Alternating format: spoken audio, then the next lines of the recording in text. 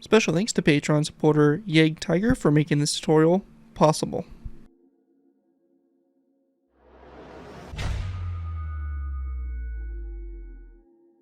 Hello ladies and gentlemen, Skrtova here bringing you another Minecraft Cold War aircraft tutorial. In this tutorial, we'll be going ahead and building the Sikorsky H-5. The Sikorsky H-5, originally designated the R-5, was a helicopter built by Sikorsky Aircraft Corporation. It was used by the United States Air Force and its predecessor, the United States Army Air Forces, as well as the United States Navy and the United States Coast Guard. It was also used by the United States Post Office Department. The civilian version, under the designation S-51, was the first helicopter to be operated commercially, commencing in 1946. In December of 1946, an agreement was signed between the British company Westland Aircraft and Sikorsky to produce a British version of the H-5, to be manufactured under license in Britain as the Westland Sikorsky WS-51 Dragonfly. By the time production ceased in 1951, more than 300 examples of all types of the H-5 had been built. So the H-5 here is really an interesting helicopter. This could be categorized as a World War II build, as its first flight was in August of 1943 and it was introduced in 1945, making this kind of a World War II aircraft. The version we have in front of us is a little bit of a later version, which was kind of designed more for a rescue type role, and specifically the version here is a rescue Air Force version. So that would have put us a little bit more into the Cold War type period, or the very early stages of the Cold War with this helicopter.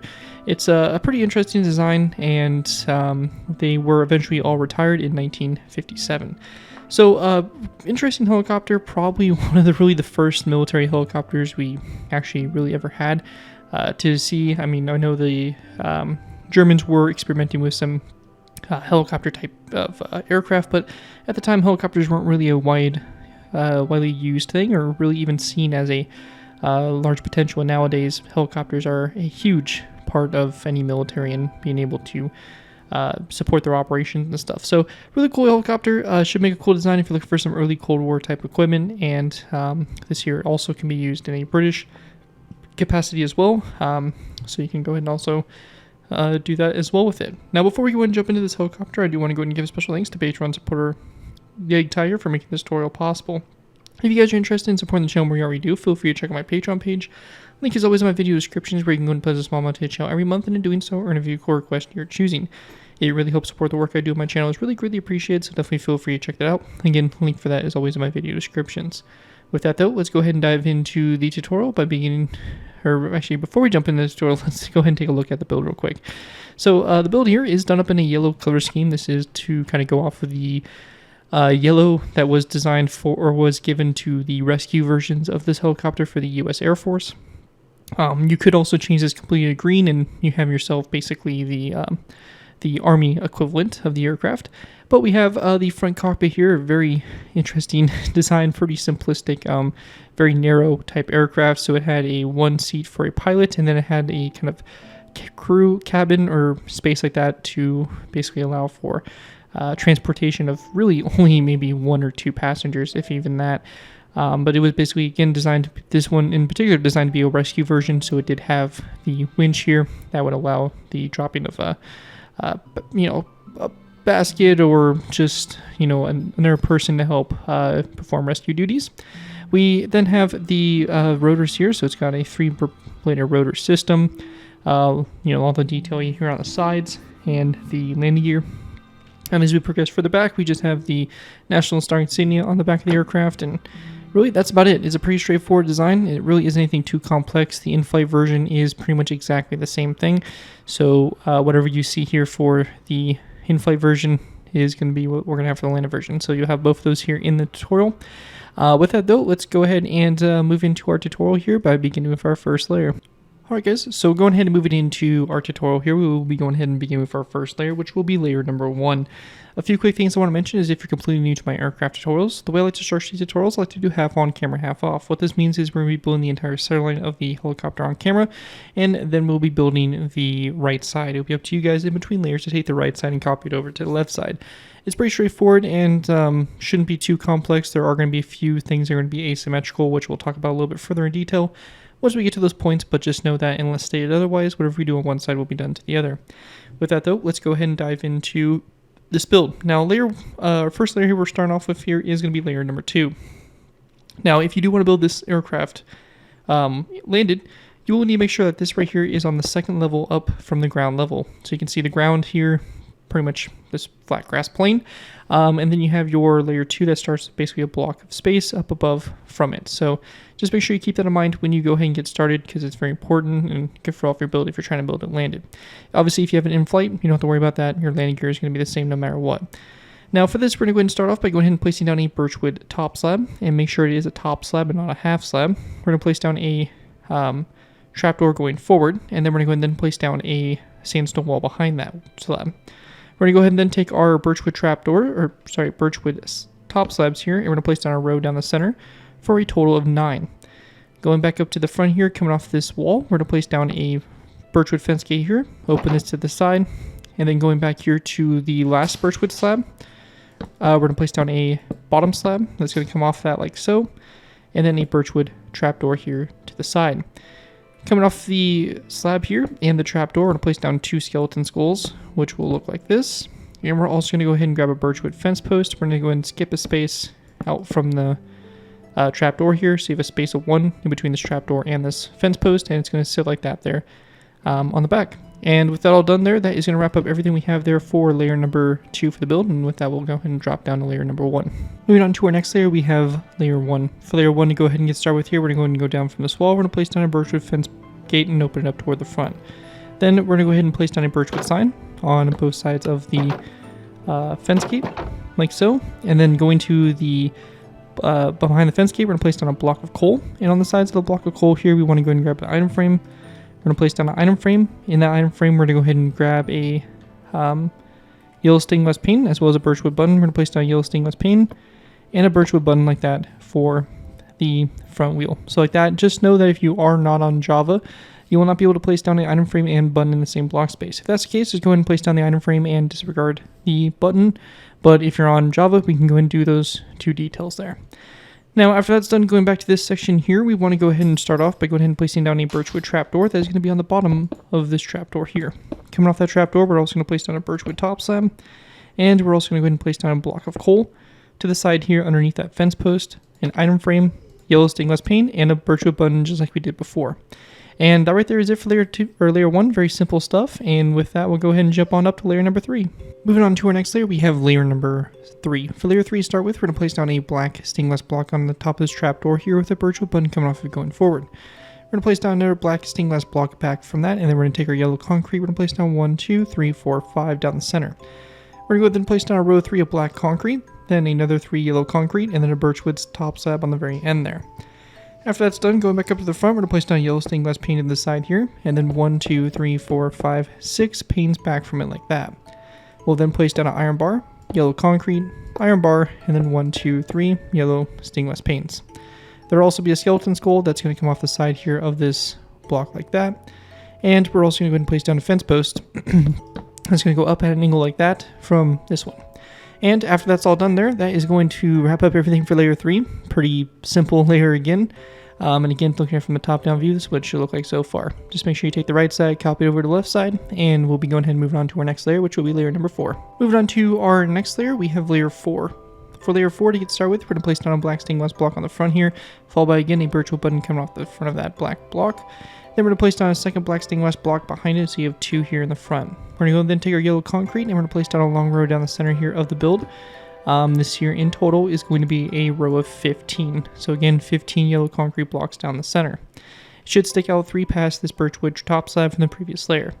Now at this point, depending on what version you're on, if you're on Java, we're going to place down 3 pistons upside down. If you are not on Java, instead of the pistons, I would recommend a yellow concrete block, a birchwood upside down stair that would be sitting like this, and then a birchwood top slab. However, for us on Java, we're going to place down our 3 pistons, and then after those 3 pistons, we're going to place down 3 birchwood top slabs, and then 2 birchwood trapdoors. After that's done on the sides of the pistons, we're also going to go ahead and grab our birchwood signs and place them. You will not have to do that if you do not use the pistons. After we have that done, we're going to go ahead and then also go back up to the front here. We're going to place down another brick wall coming off the side of this black stained glass block, as well as 1 and 2 more nether brick walls. We're going to go ahead and follow this up with a sandstone wall, an item frame on the side of the sandstone wall, and in that item frame, we want to place down a tripwire hook like that for the little handle there for the door. We're going to go ahead and place down 1, 2, 3 birchwood, sandstone walls back. An item frame here, and on the left side, we're going to place down a red concrete block. On the right side, it's going to be a green one. And these here are just the navigation lights on the aircraft. So like that, and then again, if applicable, a birchwood sign on the side there. We then want to place down a deep slate tile wall, an item frame, and in the item frame, we're going to place down an iron bar. We're going to go ahead and take our sandstone walls, go back 1, 2, 3, 4. And then taking our yellow stained glass panes, we're going to go back 1, 2, 3, 4, 5 glass panes back. We're also going to go ahead and place down a birchwood fence post that's going to come off the side of that sandstone wall. After that is all done, on the left side, and the left side only, we're going to go ahead and go to the second sandstone wall.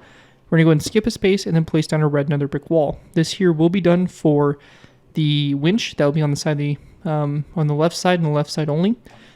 So just go ahead and get that started there so that we have that as a good marker to kind of go ahead and build further when we have that winch. So again, that's going to be on the left side and left side only for the build. Now, a little optional feature you can do here, again, if you're a Java player, is we can go ahead and place down row 3 of blocks. There's going to be a space from these nether brick walls. We're going to go ahead and grab birchwood buttons and place them on the side of those blocks, and then using a debug stick, which can be retrieved using this command here. So /give space @p space Minecraft :debug_stick. Press enter will give you this debug stick here, and then you can left click the buttons until you get selected facing, and then right click these to connect up to the walls. So pretty simple stuff. You'll go ahead and do that on both sides, and you have basically that detailing done.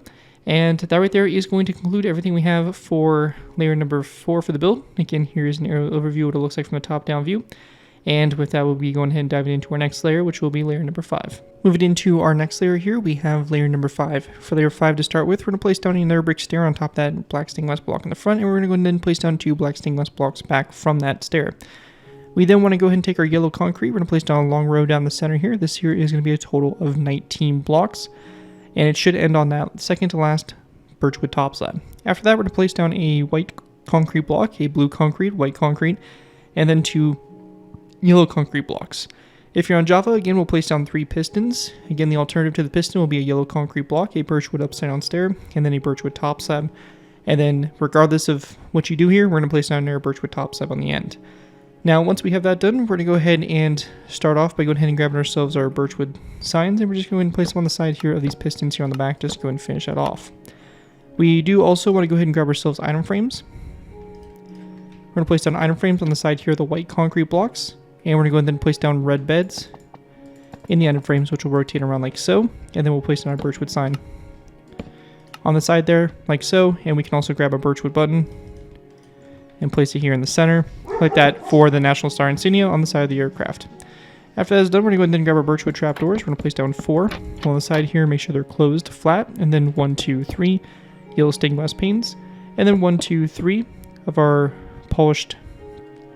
black stained glass panes as well, a polished black stone wall, and then 2 more black stained glass panes, and then 1, 2, 3 yellow stained glass panes forward. After that, we're going to place down 1, 2, 3, 4, 5 narrow brick stairs, and we're going to go and very simply place down a narrow brick stair there in the corner. One thing that may happen is your buttons may disappear on the side here, so if this is a feature you did, just make sure that you go ahead and reevaluate them on both sides, and make sure you replace those buttons if need be.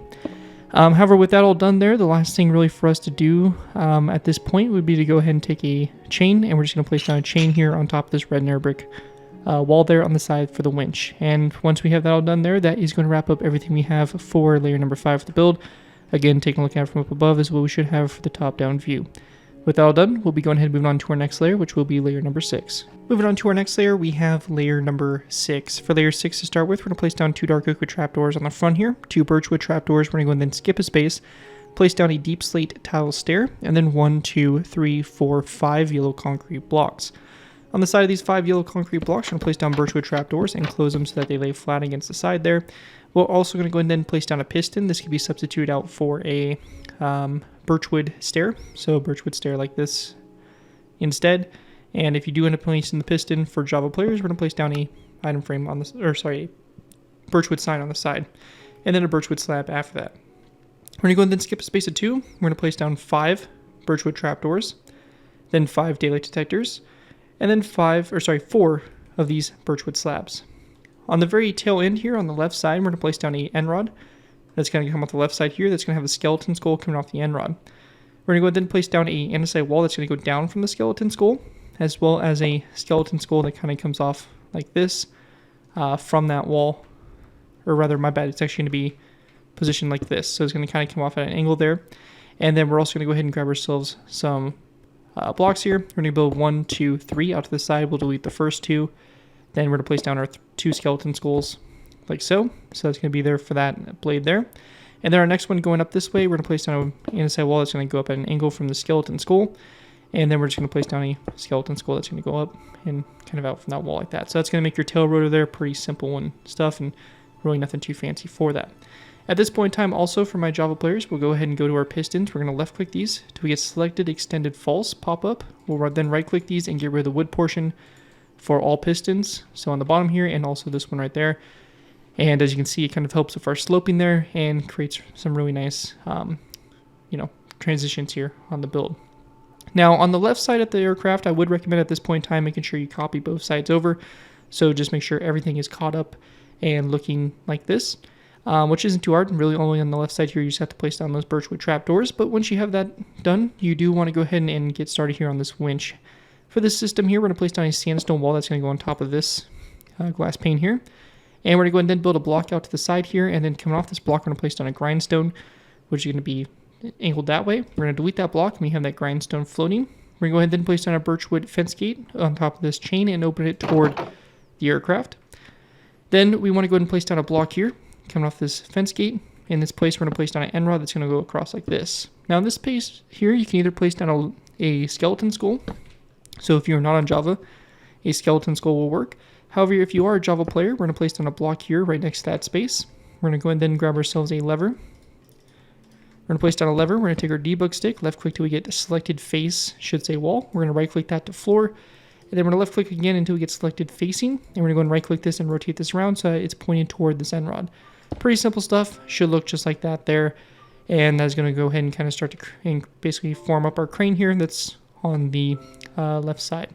Anyways, though, that is it for layer 6. And with that, we'll be going ahead and moving on to layer number 7. Moving into our next layer, we have layer 7. For layer 7 to get started with here, we're going to go ahead and begin with by placing down a deep slate tile that is going to be on top of this yellow concrete block here. A yellow concrete block right behind the deep slate tile, a piston, and then a birchwood slab after the piston. On the sides of the piston, we're going to place down a birchwood sign. On the sides of the yellow concrete, we're going to place down a tripwire hook, and coming off the tripwire hook going forward, we're going to place down an end rod.